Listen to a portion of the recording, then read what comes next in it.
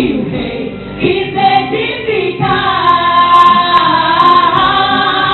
Não me prostrarei, não adorarei, não me curvarei sem ouvir nosso Deus, que você é o meu Deus.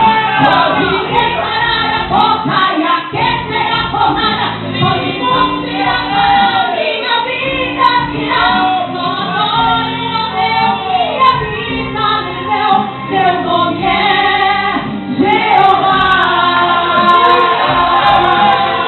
Ele abriu o mar vermelho, ele fez maravilha, derrubou muralha, fez gigante cair.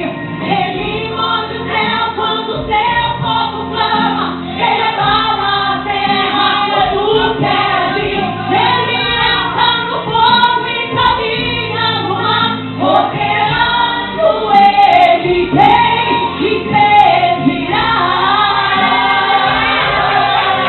Ele é o dono do mundo, ele tem o controle, a chave de tudo está nas suas mãos. Ele é rei dos reis, o Senhor dos senhores, tudo se resolve quando ele entra em ação. Seu controle não dá a imagem de futura. Ele é Deus, ele é rei, ele habita nas alturas, ele é Jeová. Aleluia, aleluia. Não se prostre diante da imagem do rei. Não se prostre. E você declara que se prostrar diante do Deus Todo-Poderoso. Porque o único que pode te livrar da fornalha é gente. Aleluia.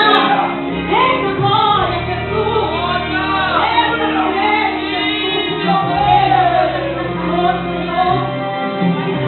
Amaram-me o laço, lançaram-me no fogo, e